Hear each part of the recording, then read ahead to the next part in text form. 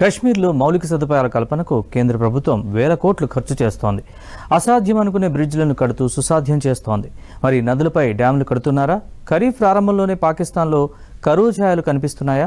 Operation Sindoor తర్వాత పాకిస్తాన్ కు గట్టిగానే బిగిస్తోంది భారత్. పాకిస్తాన్లో ప్రయాణించే నదులన్నీ జమ్మూ కాశ్మీర్ మీదుగా ప్రవహిస్తూ ఉండడంతో వాటిలో నిల్వ సామర్థ్యంపై దృష్టి పెట్టింది భారత్. డ్యాముల్లో పూడికతీత పూర్తి చేయడంతో కొంత నిల్వ సామర్థ్యం పెరిగింది. పహల్గాం దాడి తర్వాత సింధు నదీ జలాల ఒప్పందాన్ని రద్దు చేసుకుంది భారత్. దీంతో పాకిస్తాన్ కు ఖచ్చితంగా నీరు వదలాలన్న నిబంధన ఇప్పుడు లేదు. పాకిస్తాన్లోని సింధు, జీలం, చీనాబ్ నదుల్లో నీటి మట్టం బాగా పడిపోయింది. దీంతో పంజాబ్, సింధు రాష్ట్రాల్లో కరువు పరిస్థితులు కనిపిస్తున్నాయి. భారత్ నీటిని ఎక్కువగా ఆపడంతో పరిస్థితి మరింత దారుణంగా తయారైంది. మేజర్ డ్యాంలైన మంగ్లా, తర్బేలాలలో నీటి మట్టం కనిష్ట స్థాయికి పడిపోయింది. 1960లో సింధు జలాల ఒప్పందం జరిగినప్పటి నుంచి ఇప్పటి వరకు ఇలాంటి పరిస్థితి లేదు. జీలం నదిపై మంగ్లా డ్యాం, సింధు నదిపై తర్బేలా డ్యాం ఉంది.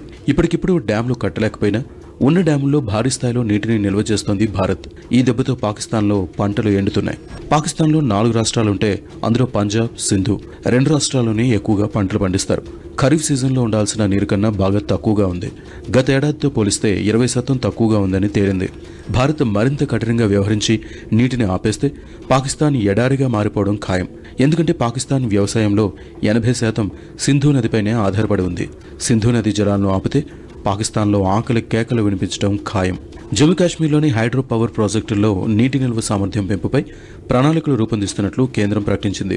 సింధు, దాని ఉపనదులపై భారత్ హైడ్రో ఎలక్ట్రిక్ ప్లాంట్ల నిర్మాణం కష్టంగా మారడంతో నీటి నిల్వ సామర్థ్యం పెంచడం కూడా సమస్యగా ఉండేది. కానీ ఇప్పుడు దాయాది దేశంతో ఒప్పందాన్ని నిలిపివేయడంతో కొత్త ప్రాజెక్టుల నిర్మాణంతో పాటు ఉన్న వాటిలో నీటి నిల్వను కూడా పెంచే ఛాన్స్ దొరికింది. సెంట్రల్ ఎలక్ట్రిసిటీ అథారిటీ జమ్మూ కాశ్మీర్లో 4 హైడ్రో ఎలక్ట్రిక్ ప్రాజెక్టుల ఏర్పాటుకు గ్రీన్ సిగ్నల్ ఇచ్చింది. వీటిలో సింధు నదిపై 1, చీనాబ్ నదిపై 1, జీలం నదిపై 2 ప్రాజెక్టులున్నాయి. ఇవన్నీ పూర్తయితే హిమాలయాల నుంచి నీరు పాక్కు వెళ్లకపోవచ్చు. జమ్మూ కాశ్మీర్లో హైడ్రో ప్రాజెక్టుల నిర్మాణంలో ఎప్పటికీ వెనక్కి వెళ్లబోమని భారత్ ప్రకటించింది. అయితే భారత నిర్ణయంపై పాకిస్తాన్ అభ్యంతరం వ్యక్తం చేసింది.